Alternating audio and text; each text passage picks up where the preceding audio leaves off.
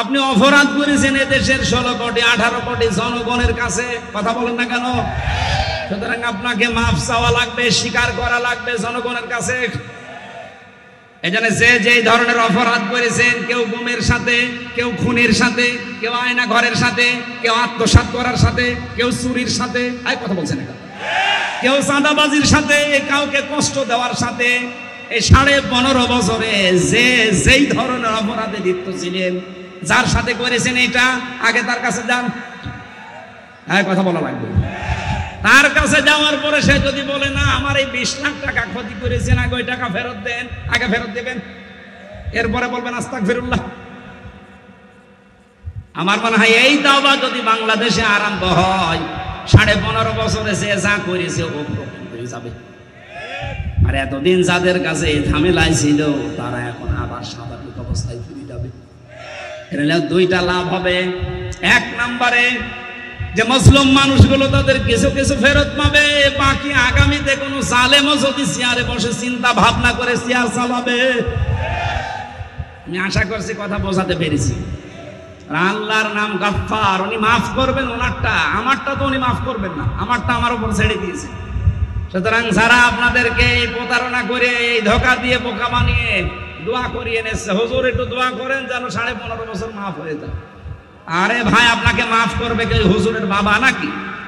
আপনাকে মাফ করা লাগবে ওই হুজুরের যা অত্যাচার হয়েছে যাদের উপর তারা। আমার বাবার কাছ থেকে আপনি 10 লাখ টাকা চেয়েছিলেন, 8 লাখ পেয়েছেন, এই টাকা আগে ফেরত দেবেন, এরপরে আমার কাছে স্বীকার করবেন। আমি যদি মন থেকে বলি ঠিক আছে মাফ করে দিলাম, এরপরে আস্তাগফিরুল্লাহ পড়লে মাফ। এটাকে আমি বানিয়ে বললাম। নবীজির কাছে এক যুবতী মেয়ে এসেছিল, ডাক দিয়ে বলে হে রাসূল আমি জিনা করেছি, আপনি আমারে মুক্ত করেন। নবীজি বললেন এই কথা কাউকে বলবা না, যাও। মেয়েটা আবার এসে বলছে না আমি মুক্ত হতে চাই। ওই নবীজি কি বলতে পারতেন না যে মেয়ে গোনা যখন করিয়ে ফেলেছো গোপনে আস্তাগফিরুল্লাহ পড়ে নাও? পারতেন না? কি বলেছিলেন? যে জিনা করার কারণে তুমি কি গর্ভবতী? বলে হ্যাঁ। তাহলে ছেলেটা হোক। ছেলেটা হওয়ার পরে বলে না 2 বছর দুধ দেওয়া লাগবে। 2 বছর দুধ দেওয়ার পরে আবার এসেছে। নবীজি বললেন ঠিক আছে সাহাবী, এই বাচ্চাটা নিয়ে নাও, আর মেয়েটাকে মাটির ভেতরে গেড়ে পাথর দিয়ে নিক্ষেপ করে শেষ করে দাও। একজন সাহাবীর গায়ে রক্ত লেগেছিল, খালিদ ইবনে ওয়ালিদ। তিনি যখন ভৎসনা দিচ্ছিলেন, নবীজি বললেন খালিদ থামো। এই মহিলার অনুশোচনা, এই মহিলার তাওবা, এর যে প্র্যাকটিক্যাল লাইফে যে কষ্টটা স্বীকার করে গেল আল্লাহর বিধান পালন করার জন্যে, আল্লাহর এই বিধানের জন্য সেই মহিলাটা এমন দরজায় পৌঁছে গেছে। যদি জালেম হয় আর সে যদি এইভাবে তওবা করে শাস্তি নিতে পারে, আল্লাহ তাকেও মাফ করে দেবে। আমাদের দেশে এখন এই হাদিসটা 100% দরকার। যে অপরাধ করেছেন ওই অপরাধের জন্য দুনিয়ায় আগে শাস্তি নিয়ে যান। কাউকে আপনি 8 বছর আয়না ঘরে রেখেছিলেন, আপনিও 8 বছর থাকবেন। কথা বলে না কেন? আমারে 3 বছর রেখেছিলেন ফাঁসির কন্টেম ছেলে, আপনাকেও 3 বছর রাখা লাগবে। কাউকে গুম করেছেন, আপনাকেও গুম করা হবে। কারো টাকা মেরে খেয়েছেন, ওই টাকা আপনারও মেরে খাওয়া হবে। আপনার তো মেরে খাওয়া না, আপনার ফেরত দেওয়া। কারো ব্যবসা বাণিজ্য বন্ধ করে দিয়েছেন, আপনারও ব্যবসা বাণিজ্য 2 বছর বন্ধ থাকবে। দেখেন কেমন লাগে। যা করেছেন ওইটা আপনার উপরে আগে শোধ হবে, এরপরে আপনাকে আমি আস্তাগফিরুল্লাহ পড়াবো। এইভাবে যদি আমরা সত্যি এদেশে নিয়ম নীতি চালু করতে পারতাম, কিয়ামতের আগে এই দেশে কেউ সুন্নত করার সাহস পেত না। হুজুর কিছু বেরিয়েছে, তাদেরকে ডাক দেবো, হুজুর তওবা পড়িয়ে দিন। হুজুরও পাগল, 2000 টাকা দিলে তওবা পড়িয়ে দিচ্ছে। ওই রকম তওবা নবীজি পড়াতে পারতেন না? এই কথা বলেন না কেন? ওই মহিলাকে তার জেনার শাস্তি দিয়ে তারপরে বলেছেন মাফ হয়ে গেছে। আপনি আগে গুমের শাস্তি নেবেন তো, আয়না ঘরের শাস্তি আগে নেবেন তো। মাটির নিচে নিয়ে রেখে দিলেন 10 বছর, ওই শাস্তি নেবেন না? তাহলে আন্দাজে আপনাকে যদি আল্লাহ মাফ করে দেয়, আমার কাছে দায়িত্ব আছে, আপনার একটা বোঝাপড়া আছে, এটা না নিয়ে আপনি মাফ পেয়ে গেলেন, এটা অবিচার হবে না? আল্লাহকে অবিচার করবে না। রংপুর জেলার সদর থানার অন্তর্গত চন্দনপাট মাটিয়াপাড়ার হাট ফুটবল খেলার ময়দানে হাট ব্যবসায়ী ও তরুণ সংঘের উদ্যোগে তাফসিরুল কোরআন মাহফিলের স্বনামধন্য সভাপতি, অত্র এলাকার সর্বজন শ্রদ্ধাভাজন ব্যক্তিত্ব, বাংলাদেশ জামাতে ইসলামী ৩ নম্বর চন্দন পাট ইউনিয়নের সম্মানিত সভাপতি আমার আরাফাতের ভাই আলহাজ মোহাম্মদ শাহজাহান মিয়া, আমার দাদার নাম। আতালাল্লাহু উমরাহু ওয়া বারাকাল্লাহু ফি হায়াতি, বলেন আমিন। মাহফিলের প্রধান অতিথি শাইখুল মাশায়েখ, বাংলাদেশ জামাতে ইসলামী কেন্দ্রীয় কর্ম পরিষদ সদস্য ও চেয়ারম্যান আল আমিন ট্রাস্ট, ইসলামিক চিন্তাবিদ, শিক্ষাবিদ, হাজারো ছাত্রের ওস্তাদ অধ্যাপক মোহাম্মদ মাহবুবুর রহমান বেলাল স্যার, দামাত বারকাতুহুমুল আলিয়া, হায়াতে তাজ্জেবা সিহাতে কুল্লিয়া কামনা করছে, আল্লাহ যেন দান করে। জবান খুলে বলেন আমিন। এতক্ষণ যারা আলোচনা রাখলেন, হাফেজ মাওলানা আব্দুর রশিদ সরকার, খতিব কেন্দ্রীয় বাস টার্মিনাল জামে মসজিদ মহানগর রংপুর, মাওলানা রুহুল আমিন, মাওলানা মমিনুল ইসলাম, বিশেষ অতিথি, অনেকগুলো মানুষের নাম দিয়েছে। ওয়ারাফা'না লাকা যিকরাক, এদের সম্মান মর্যাদা আল্লাহ দুনিয়া আখিরাতে যেন আরো বাড়িয়ে দেয়। মঞ্চে বসা শ্রদ্ধাভাজন ব্যক্তিবর্গ, সামনে বসা মুসলমান ভাইরা, পর্দার আড়ালের সম্মানিতা মা এবং বোনেরা, প্রশাসনের ভাইরা, প্রাণ প্রিয় রংপুরবাসী, আল্লাহর দরবারে শুকরিয়া জানাচ্ছি যিনি আমাদেরকে একটা স্বাধীন দেশে কোরআনের কথা বলার এবং শোনার একটা পরিবেশ তৈরি করে দিলেন। এই যে মুক্তভাবে কথা বলা, এটা যে কত বড় নিয়ামত এখন আমরা টের পাচ্ছি। এই 15.5 বছরে একটা অঘোষিত জাহান্নামে ছিলাম। কথা বলে না কেন? কোনো স্বাধীনতা আমাদের ছিল না। মনে হচ্ছিল যে সারা দেশের সব জায়গায় যেন জেলখানার মতো। ভেতরে তো 3 বছর ছিলাম, অত জেল, বাইরে এসে দেখলাম তাও আর একটা জেল। কারণ মানুষ যদি কথা বলতে না পারে, এটা যে কত কষ্টের কাজ। খালাকাল ইনসান আল্লামাহুল বায়ান, আল্লাহ তাআলা বলেন আমি মানুষ বানিয়েছি আর কথা বলা শিখিয়েছি। বিজ্ঞান এখন প্রমাণ করছে এই কথা তৈরি হতে আমাদের এই কণ্ঠনালীর ভেতরে 27টা স্তর আছে। এতগুলো স্তর পার হওয়ার পরে, ধাক্কা লাগার পরে একটা কথা তৈরি হয়। এটার সব কিছুর পেছনে যিনি ছিলেন তিনি আমাদের আল্লাহ। কথা বলে না কেন?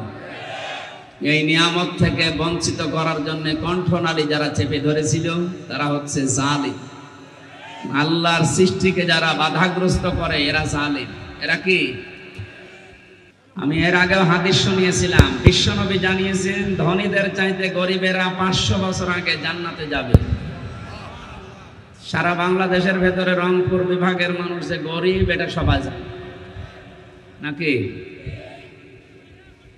এই হিসাবে যে নবীর হাদিস, আপনারা তো জান্নাতে আগে যাবেন, এটা খুশি হয়ে বলেন আলহামদুলিল্লাহ। বিশাল ব্যাপার না? 500 বছর আগে, তাও দুনিয়ার বছর না, 50 আলফা সানা মিম্মা তাউদ্দুন। আমরা 1, 2, 3 করে যেভাবে গণনা করি, মরণের পরে এক একটা দিন হবে এরকম 50,000 বছরের মতো লম্বা। ওই হিসাবে 500 বছর, কতদিন আগে আপনারা জান্নাতে যাবেন? অনেকে মনে করছে হুজুর মনে হয় আমাদের হাওয়া দিচ্ছে, আমরা মফিজ। না না, আপনারা মফিজ, তাতে কি হয়েছে? এটা হাওয়া না, এটা হাদিস। আপনারা 500 বছর আগে জান্নাতে যেতে পারবেন বাংলার অন্যান্য বিভাগের চাইতে। জবান খুলে শুকরিয়া আদায় করেন আলহামদুলিল্লাহ। এই যে কথা বলতে পারা, আমি বলছিলাম আল্লাহর একটা নিয়ামত। এটা বাধাগ্রস্ত করার জন্য যারা দায়ী ছিল তারা জালেম হয়ে মারা যাবে। কারণ আল্লাহর সৃষ্টিকে যারা বাধা দেয় এরা কি বলেন তো? জালেম। এই জন্য পুরুষের পোশাক যদি মহিলারা পরে, মহিলার সাজগোজ যদি পুরুষ করে, যতক্ষণ ওই অবস্থায় থাকবে আল্লাহর লানত বর্ষণ হবে। অথচ এই সিস্টেম চালু করার জন্য অনেকে লেগে গিয়েছিল, উঠে পড়ি। নারীদের পোশাক পুরুষদের, পুরুষদের পোশাক নারীদের, এমনকি নারীতে নারীতে বিয়ে সমকামিতা পর্যন্ত শিক্ষা ব্যবস্থায় চালু করার কায়দা কৌশল আরম্ভ করেছিল। আপনি যতই বলেন যে আমি শরীফ থেকে শরীফা হয়ে গেলাম, ওইটা কি আসলে সম্ভব? বলেন। এটা দুর্বিসন্ধি ছিল। রংপুর মেডিকেলে আপনার মেয়ে, আপনার ফুফু, আপনার বোন ওখানে পড়াশোনা করে। সকালবেলা শরীফ সাহেব বিকালে বলছে আমি শরীফা হয়ে গেছি, তাহলে মহিলা হোস্টেলে আমার সিট দেন, দিল। ও জিনিস যতই শরীফ শরীফ শরীফাতে দাবি করো, ও আসলে তো আগেরটাই আছে। ওরা যদি আপনি ওই মহিলা হোস্টেলে রাখেন, আপনার বোন, আপনার মেয়ে, আপনার ফুফু ঠিক থাকবে? বলেন। এই কারণেই তো দেশের মুসলমানরা এটা মেনে নিতে পারেনি। এই দুর্বিসন্ধি থেকে আল্লাহ আমাদেরকে অলরেডি বাঁচিয়ে দিয়েছেন। আশা করছি যতটুকু আছে এগুলো যেন যারা ষড়যন্ত্র করেছিল তাদের অর্থ সম্পত্তি এই বিষয়টা আবার পাল্টানো হয়। কারণ শিক্ষা ব্যবস্থায় এখন এই যতগুলো সরঞ্জাম লাগবে এগুলো ছাপাতে, এগুলো বাস্তবে নিয়ে আসতে তো টাকা লাগবে। এই দরবেশের টাকা এখন সব নিয়ে আসা হোক, ৩৬,০০০ কোটি টাকা। এস আলম ইসলামী ব্যাংক থেকে ৭৫,০০০ কোটি টাকা মারিং কাটিং করেছে, এই টাকা নিয়ে আসা হোক। আমরা চাই এদেশের শিক্ষা ব্যবস্থায় যেগুলো ধ্বংস করা হয়েছে ওইগুলো আবার পুনরাবৃত্তি করা হোক। কথা বলেন ঠিক কিনা? কথা আমরা যারা বলতে পারছি, আমি খুব শর্টে কাটে কথা বলি। আমাদের দায়িত্বশীল যারা, বিশেষ করে মাওলানা রফিকুল ইসলাম খান, আমিরে জামাত ডক্টর শফিকুর রহমান কয়েকদিন আগে একটা অনুষ্ঠানে আমাদের জানিয়েছেন, জনগণের সামনে কথা বলতে হলে ডালপালা গজিয়ে আন্টি শান্তি করে উল্টাপাল্টা কিচ্ছু না বলে সরাসরি মূল কথাগুলো অল্প সময়ে তাদেরকে শোনাবেন।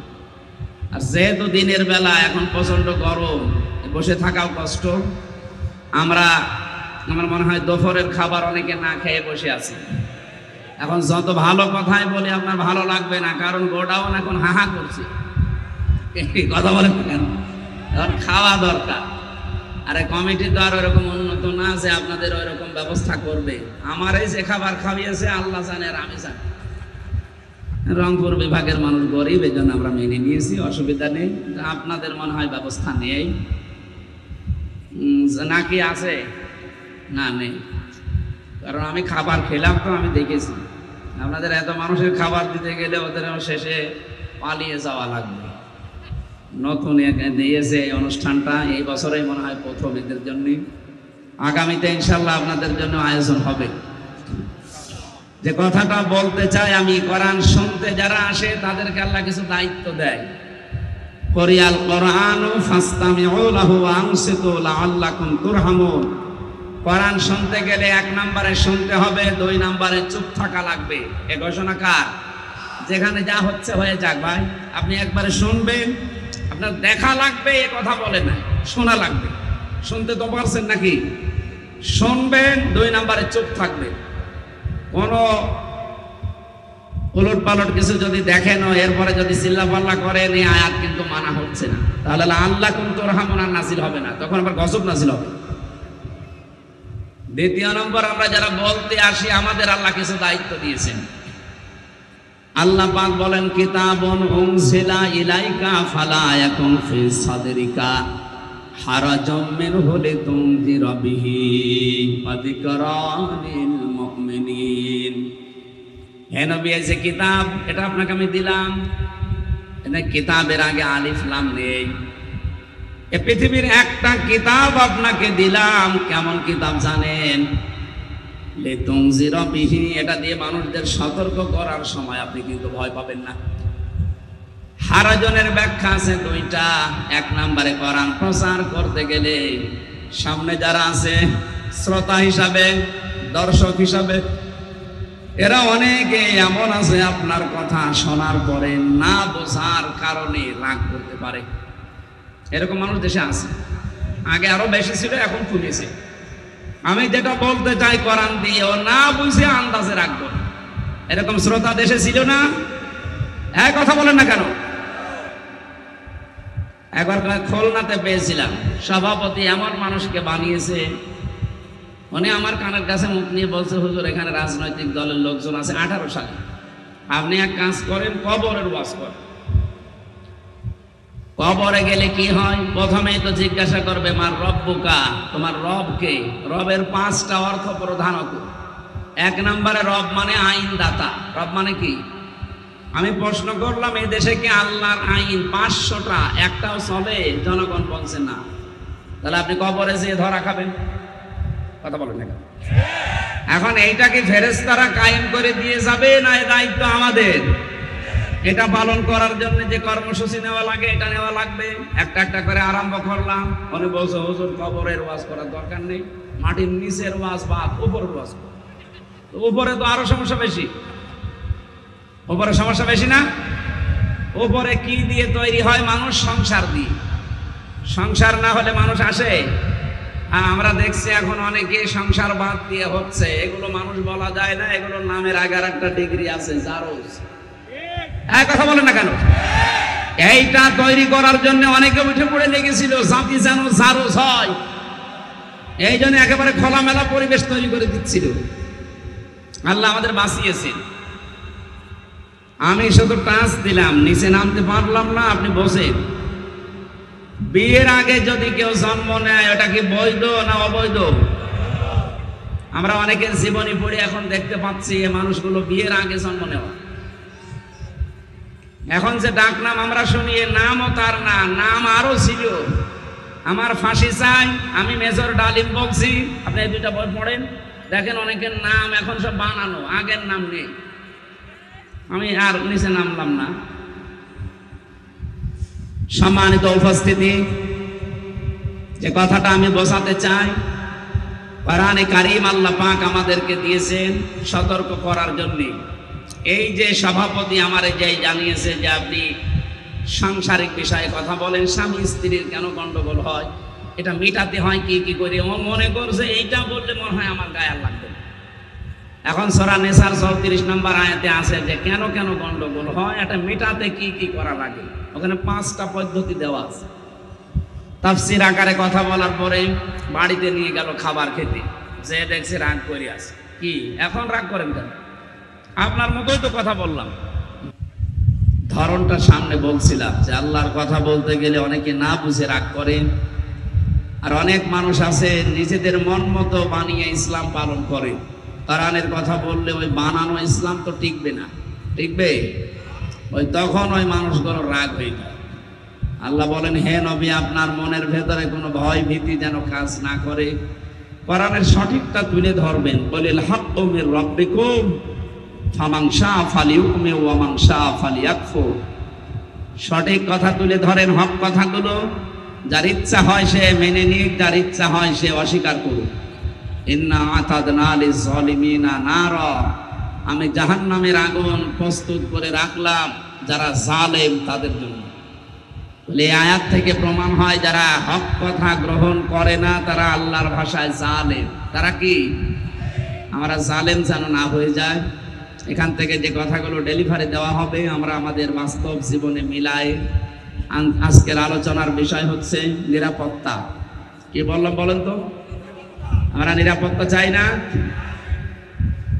এটা একচ্ছত্র মালিকানা আল্লাহ, যেহেতু তার নামই শান্তি নিরাপত্তা। সালাম, সালাম কার নাম?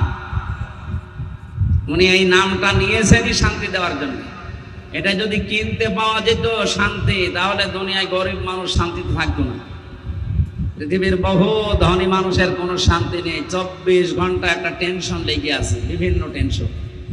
শান্তি দেওয়ার মালিক আল্লাহ। কারা শান্তি পাবে? আর শান্তিটা আসবে কি করে? কি কি কাজ বাদ দিলে করলে দুনিয়ায় শান্তি পাওয়া যায়, স্বস্তি পাওয়া যায়, নিরাপত্তা পাওয়া যায়?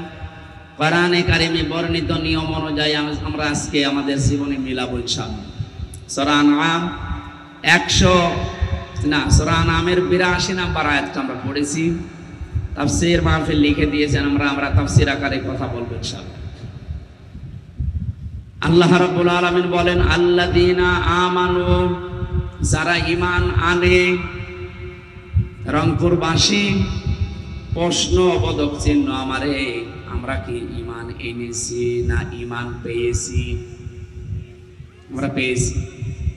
আমাদের বাবা মা পূর্বপুরুষ যারা, তারা যেহেতু মুসলিম ছিল, ওই ঘরে জন্ম নেওয়ার কারণে আমরা ঈমান পেয়েছি। আমরা ঈমান আনি নাই। সাহাবা একরাম যাদের জীবনী আমরা শুনি, যাদের কাছে ইসলাম তাদের জীবনের চাইতেও দামি ছিল, অন্যতম পদ্ধতি, অন্যতম কারণ হচ্ছে তারা ঈমান পেয়েছেন না, তারা ঈমান এনেছেন। আমরা যদি ঈমান আনতাম আমাদের কাছে এটা দামি হতো। আমরা যেহেতু পেয়েছি এই জন্য থাকে থাক, যাই যাক। আমরা আজকে থেকে ঈমান পাবো না, আমরা ঈমান আনতে চাই।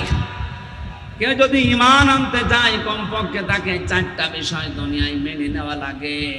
আমানতু বিল্লাহি, আমি ঈমান আনলাম ওই আল্লাহর উপরে, কামা হুয়া, যার অস্তিত্ব আছে, বিআসমাইহি, যার নাম আছে, ও সিফাতিহি, যার সিফাত আছে, গুণাগুণ আছে, অকবিলতু জামিআ, যত আহকাম হুকুম আল্লাহ এই পৃথিবীতে দিয়েছেন আমি যার উপরে ঈমান এনেছি সব হুকুম আমি মেনে নিলাম।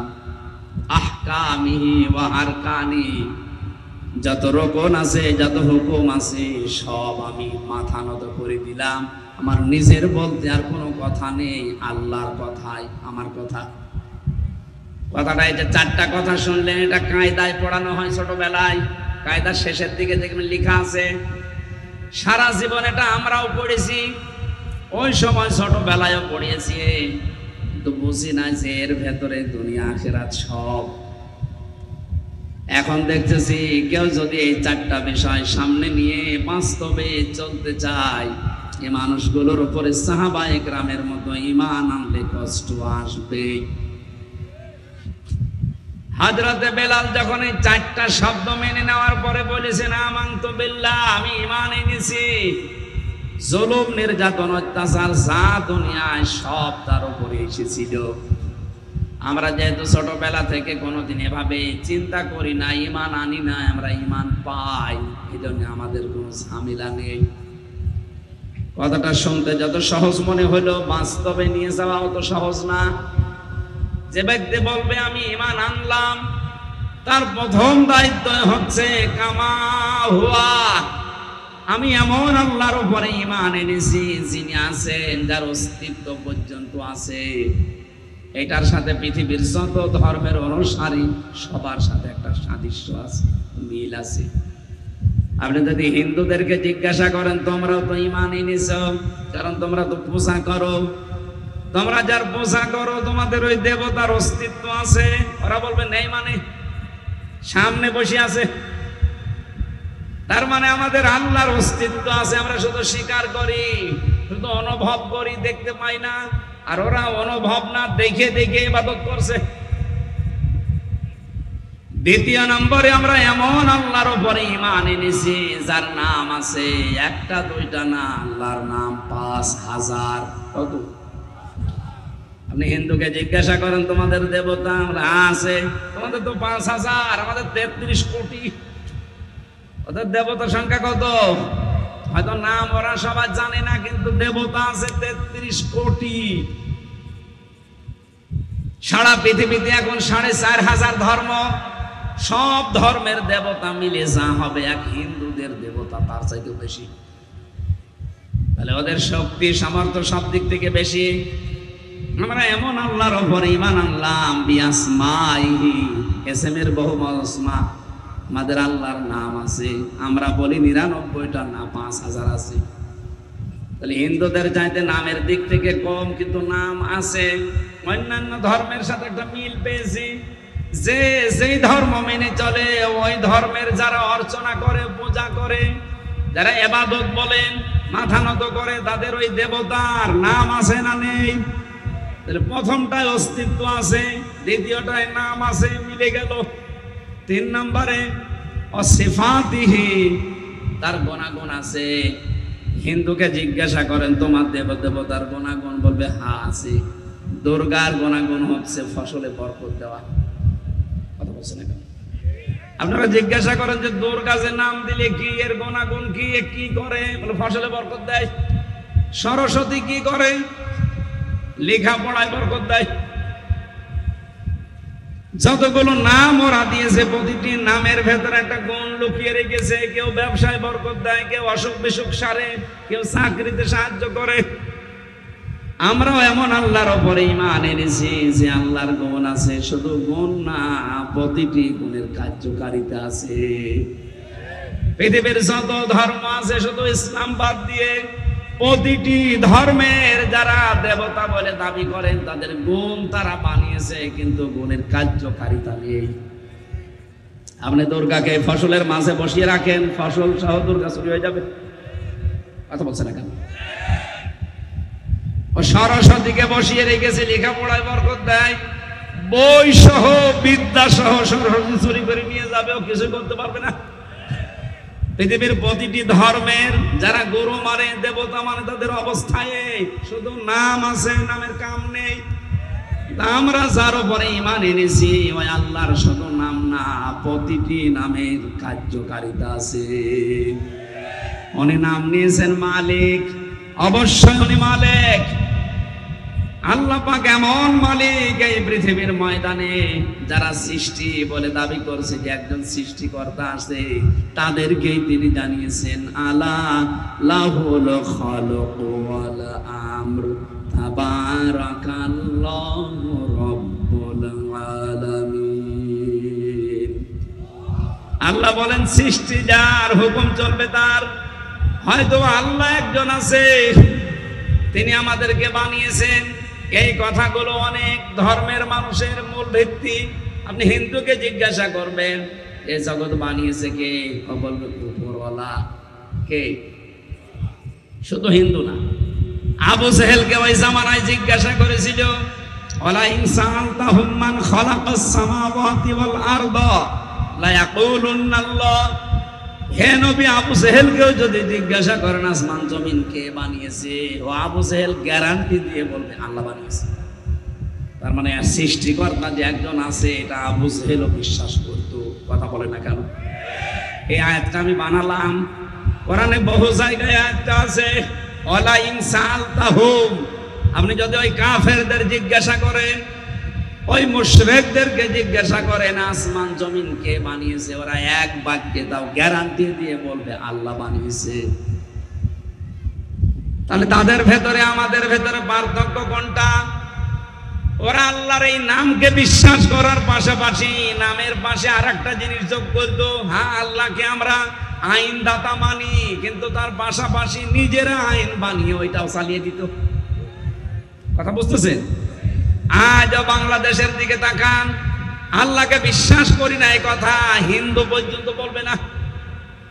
যারা মুসলমান নামধারী আছে তারা তো বলবে আল্লাহ একজন আছে, আল্লাহর আইনও বিশ্বাস করে, কোরআন এটা মানতেও চাই, পাশাপাশি আর একটা কিছুকে এর সাথে যোগ করে দেয়। আল্লাহ পাঠিয়েছেন যে আইন কানুন নিয়ম নীতি, ওটা মানে কম বেশি, ওর পাশে আর একটা যোগ করে নিজেরা বানিয়ে নেয়, অথবা আব্রাহাম লিঙ্কনেরটা যোগ করে দেয়। ওরা ১৫০০ বছর আগে আল্লাহর পাশাপাশি অন্য কাউকে দাঁড় করিয়ে যদি মুশরিক হয়, এই বাংলাদেশে যারা আল্লাহর আইনের পাশাপাশি অন্য কিছুকে দাঁড় করাতে চান তারাও মুশরিক। কাটসাট কথা বললাম, এবার না বুঝলে আমার কিছু করার নেই। ওই জামানায় ওরাও বলতো উপরওয়ালা একজন আছে। আমি বহু হিন্দুকে এই কথা বলতে শুনেছি বিপদে পড়লে। আমি বরিশালে যখন পড়তাম তখন নৌকা ছিল, ওই ব্রিজ হয়নি, ঝড় উঠেছে, নৌকা তো দোলাদুলি করছে। আমরা যারা মুসলিম বলছি লা ইলাহা ইল্লাল্লাহ, হিন্দু এক দাদা আর দাদি দুইজনে বলছে লা ইলাহা ইল্লাল্লাহ। কি গো, চেহারা দেখে মনে হয় অন্য ধর্মের, কালেমা পড়েন মানে মুসলমান হয়েছেন, বলছে না কালেমা পড়েন মানে। বলছে হুজুর সে ঝড় উঠেছে ও কালী দুর্গার কাজ না, এখন আল্লাহ লাগবে। শুধু ওনার কথা না, তামাম দুনিয়ার সব মানুষের এইটাই কথা। সূরা বানী ইসরাঈলে আছে বিপদে পড়লেই সর্বপ্রথম দেবতার কথা মনে আসে না, মনে আসে কার কথা?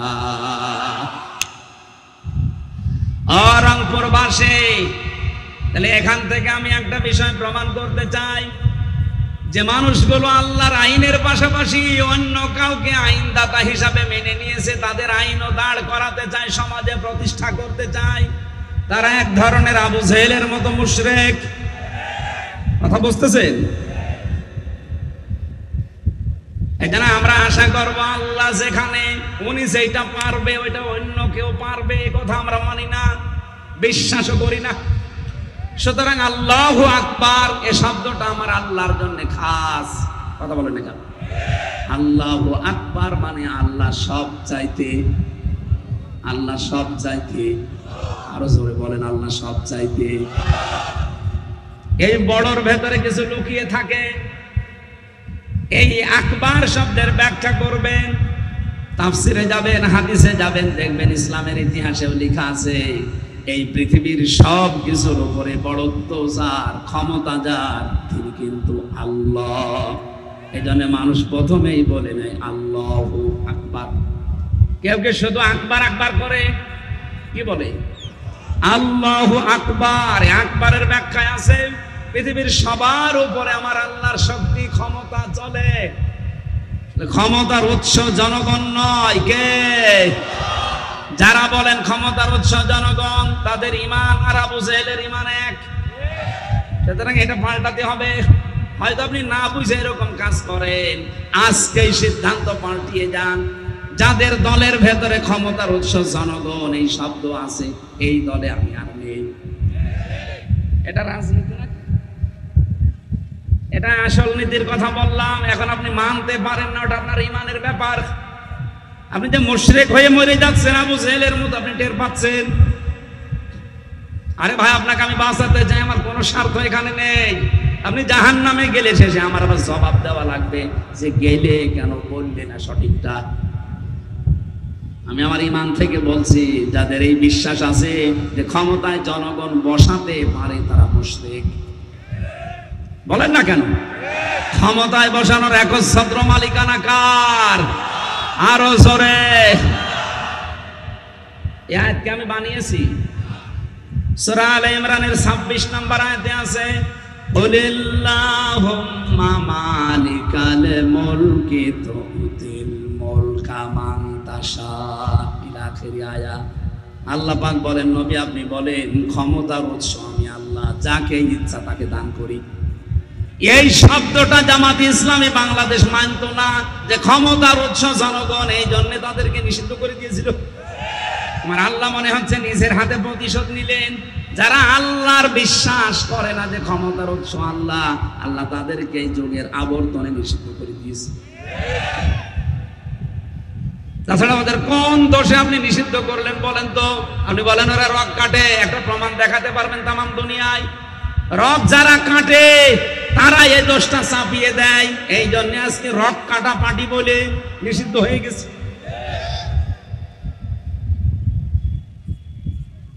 এই শব্দটা, এই স্লোগানটা ছড়িয়েছে জালেমরা এই কারণে, ওরা ভালোভাবে জানে ইসলামী ছাত্র শিবিরের নামে যদি রক কাটা দেওয়া যায় তাহলে ওরা ওই দলে যেতে পারবে না, ওরা কোরআন হাদিসও শিখতে পারবে না। বাংলাদেশে অনেকগুলো ইসলামী দল আছে, ছাত্র সংস্থা আছে, ছাত্রদের ভেতরে কাজ করা অনেক সংগঠন আছে। একমাত্র ইসলামী ছাত্র শিবির যোগ্য করে গোলা তোলার একটা ফ্যাক্টরি।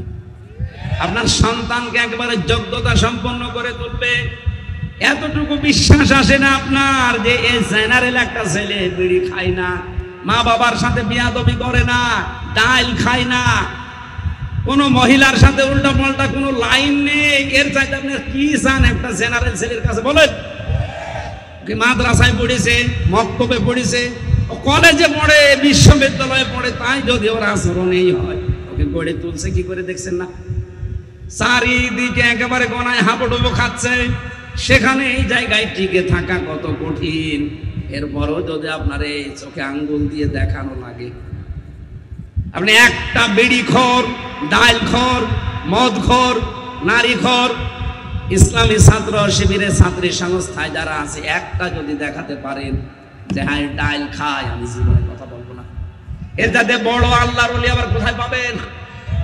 আপনি আল্লাহর ওলি খোঁজার জন্য সেই চট্টগ্রামে যাচ্ছেন, বরিশালে চলে যাচ্ছেন, কে বলি যেগুলো আল্লাহর ওলি? যাদের কোনো কাজ নেই, কাম নেই, শুধু বসে বসে খায়, এগুলো আল্লাহর ওলি, আল্লাহর শত্রু। এগুলো আল্লাহ মানুষকে বানিয়েছে কাজ করার জন্য। যোগ্যতা অর্জন করেন, পৃথিবীকে কিছু দিয়ে যান। যারা বলেন ইন্নাল্লাযীনা আমানু ওয়া আমিলুস সালিহাত, যারা ঈমান আনে আর আমলে সালেহ করে, এই ব্যাখ্যাটা অনেকে বাস্তবতা বোঝে না। সালেহ এই শব্দটার শাব্দিক অর্থ হচ্ছে যোগ্য। সালেহ মানে শুধু নেক না, শুধু সৎ না। আপনি যদি ঈমান আনার পরে শুধু সৎ হয়ে চলতে চান, চলতে পারবেন না, আপনাকে যোগ্য হওয়া লাগবে। যে যেই জায়গায় আছে ওই জায়গাতে যদি যোগ্যতা অর্জন না করে বসে, দেখবেন ওই জায়গায় দুর্নীতির আঁকড়া বানাবে। গত পরশুদিন ধরা পড়েছে, আপনি দেখতে পাচ্ছেন না, সাবেক কৃষিমন্ত্রী আব্দুল শহীদ, সিলেট মৌলভীবাজারে বাড়ি, শ্রীমঙ্গলে। এই লোকটা সৎ যদিও হয়, ওই লোকটা যোগ্য না, কারণ সারা জীবন উপাধ্যক্ষ ছিল, শিক্ষা দিয়ে গেছে মানুষকে। আর ওরে দিয়েছেন আপনি কৃষি, ও ধান চালের কি বুঝবে বলেন? ও লোক নাই সৎ হইল, সৎ হলে হবে, সৎ হওয়ার পাশাপাশি যোগ্য হওয়া লাগবে। আর এইটা এদেশে যারা ইসলাম কায়েম করতে চায় তারা এইটা তৈরি করছে। আপনি দেখেন, যেখানে যারে যেই লাইনে দেওয়া দরকার, ও একদিকে সৎ, আরেকদিকে যোগ্য। আপনি একটা মিলান যে না, এটা মিলছে না, ডাক্তারি লাইনে যান, আপনি চিকিৎসা বিভাগে যেখানে যাবেন, এদের লোক আছে একদিকে সৎ আর একদিকে যোগ্য। আমি সেই কয়টার সাথে পরিচিত, চলেন ডাক্তার শাহিন জব্দার ফরিদপুরে, ডাক্তার ফাতেমা সিদ্দিকা রাজশাহী, ডাক্তার মতিয়ার রহমান খুলনা, চলেন এই মানুষগুলোর সাথে, একদিকে সৎ আর একদিকে যোগ্য। আপনি বিচার ব্যবস্থায় যান, আইনজীবী যারা আছে পেশায়, তাদের কাছে যান, অনেকে তো হা করে আছে। আর যারা সৎ এবং যোগ্য করে গড়ে তুলেছে এই মানুষগুলোকে, কোটি টাকা দেবেন পায়ের কাছে। অ্যাডভোকেট শিশির মনির, জিন্দা মানুষ মনে হয় যে আল্লাহর ওলি। খালি দাড়ি থাকলে, টুপি থাকলে আল্লাহর ওলি না, তার ভেতরে যে তাকওয়া আছে এটা আপনি পাবেন কোথায়?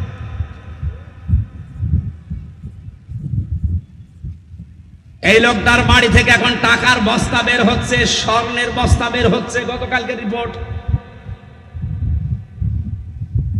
আমি জানছি এই লোকটাকে যদি শিক্ষা ব্যবস্থায় যেত, কিছু না কিছু করতে পারতো। ওরে দিয়েছে কৃষি মন্ত্রী, পরে যদি আপনি পিটিয়ে মেরে ফেলেন, 1 বিঘা জমিতে কয় মণ ধান হয় ও সাদা বলতে পারবে না, কারণ জীবনে তো মাঠে যায়নি। এই জন্য যারা এই ব্যাখ্যা করেন তাদেরকে আমি আধুনিক ব্যাখ্যা পড়ার জন্য বলছি। ইন্নাল্লাযীনা আমানু ওয়া আমিলুস সালিহাত, যারা ঈমান আনার পরে আমলে সালেহ করে, মানে যোগ্যতা অর্জন করে, যেখানে যার যাওয়া দরকার ওই জায়গায় যাওয়ার আগে নিজে শিক্ষিত হয়, প্রশিক্ষণ নেয়, এরপরে জায়গায় যায়, তাহলে ওই জায়গাটা দুর্নীতি মুক্ত করা সহজ হয়। এই 15.5 বছর এইটা আমরা পাইনি। যে যে বিষয় জানে না তারে ওই চেয়ারে বসিয়ে দিয়েছে, ও চেয়ারের পায়া আরো ভেঙে ফেলেছে। এই কথা বলেন, একটা ড্রাইভার প্রশ্নপত্র বিক্রি করে কত তালা বাড়ি বানায়, এবার মসজিদ বানিয়েছে। এভাবে অবৈধ টাকা ইনকাম করলেন, কি হিসাব দেবেন? বলছে মসজিদে আমি খরচ করেছি, মসজিদে। বিভিন্ন জায়গায় দেখা যায় রাস্তার টাকা, ব্রিজের টাকা, কালভার্টের টাকা, এগুলো গরিব দুঃখীর কাবিখা, এগুলো আত্মসাৎ করে করে মসজিদের ফ্যান লাগিয়ে দিচ্ছে, টাইলস লাগিয়ে দিচ্ছে, টানা কাঁচ লাগিয়ে দিচ্ছে। আরে ভাই, একটা মসজিদ বানিয়ে দিলে কয়জন নামাজ পড়ে? নাই 2000 মানুষ নামাজ পড়লো। আর একটা ব্রিজ বানিয়ে একটা রাস্তা সংস্কার করে দিলে লক্ষ লক্ষ মানুষ ওই রাস্তা দিয়ে হাঁটবে। কথা বলে না, 1000 মসজিদ বানানোর চাইতে একটা ব্রিজ, একটা কালভার্ট, একটা রাস্তা ভালো করা আল্লাহর কাছে 100 গুণে দাম বেশি। ইসলাম আমরা এই জায়গা থেকে নেই না, কারণ আমরা তো যোগ্য না। রংপুরবাসী, আমি বলছিলাম আমার আল্লাহর উপরে আমরা ঈমান এনে হা করে আন্দাজে না বুঝে না, আমি ঈমান এনেছি আল্লাহর উপরে যার গুণ আছে এবং গুণের কার্যকারিতা আছে। উনি যেই নাম নিয়েছেন প্রতিটি নামের কার্যকারিতা আছে। উনি আইনদাতা নাম নিয়েছেন, উনি আইনদাতা হাকিম, হাকিম নাম নিয়েই বসে নেই, উনি আইনও দিয়েছেন, আমাদের 500 আইন দিয়েছেন। কয়টা? উনি রাজ্জাক নাম নিয়েছেন, রিজিকের ব্যবস্থা করেন। উনি যদি রাজ্জাক নাম না নিত, পৃথিবীর বিশাল সৃষ্টি, এক একটা তিমি মাছ যে খাবার খায়, আমার মতো 1000 হামজা মিলি খেতে পারবে না। রংপুরবাসী তিমি মাসের এত টন খাবারের ব্যবস্থা রাজ্জাক নামের কারণে যদি আল্লাহ করতে পারে, আমার মতো হামজার 150 খাবার লাগে, এই খাবারের ব্যবস্থা আল্লাহ পারবে না? কোন কারণে আমার বাম হাতের ইনকাম করা লাগবে বলেন?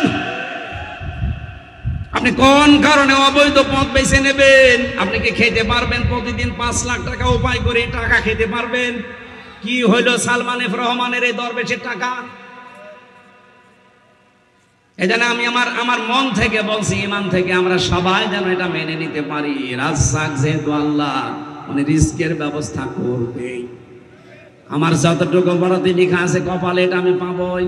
অবৈধ পথে গিয়ে টাকা ইনকাম হবে না তা না, কোটি কোটি টাকার ব্যালেন্স হবে আপনার ওই অবৈধ টাকা ভোগ করার জন্য আপনার বউ, আপনার মেয়ে, আপনার ছেলে 2 পায়ে খাড়া, কিন্তু এই অবৈধ টাকা ইনকাম করে যে পাপ হয়েছে, ওই পাপ আপনার বউ মেয়ে নিতে রাজি না। ওই যে বউ দাঁড়িয়ে আছে, জিজ্ঞাসা করেন তো কার বউ এটা? করেন আপনি তোর জন্য অবৈধ ইনকামের একেবারে বাবা শাহজালাল সব হালাল করে যাচ্ছেন। ওরে জিজ্ঞাসা করেন তো যে এই যে আমি বাম হাতের ডান হাতের ইনকাম করলাম, এই যে একটা গোনা হইলো, এই গোনার ভাগ তুমি তো টাকা পয়সা ভোগ করার জন্য 2 পায়ে খাড়া, ও তো 2 পায়ে দাঁড়িয়ে আছে। 2 পায়ে দাঁড়িয়ে আছো, তাহলে আমার যে পাপের বোঝা, এটা কিছু নিবা না? ও বলবে তুমি তোমার পাপ করতে আমি বলিনি। কার জন্য কি করছেন? ওদের জন্য। ওরাই আপনাকে জাহান্নামে দেওয়ার জন্য ব্যস্ত হয়ে পড়বে। যা তুই যা। এই জন্য আমরা পাগল ভালো হয়ে গেছি। পাগল ভালো হয়ে গেছি না আমরা? না না, এ তো সামিয়ানা নিছি। পাগল আমরা ভালো হব না, আরো পাগল হব। পাগল ভালো হব না কারোর জন্য কিছু। আল্লাহ বলেন আমাল হায়াতুদ দুনিয়া ইল্লা মাতাউল গুরুর। পৃথিবী ধোঁকা, এ বউ ধোঁকা, মেয়ে ধোঁকা, বাবা মাও ধোঁকা। কেউ কারো বোঝা কিন্তু বহন করবে না ভাই। যা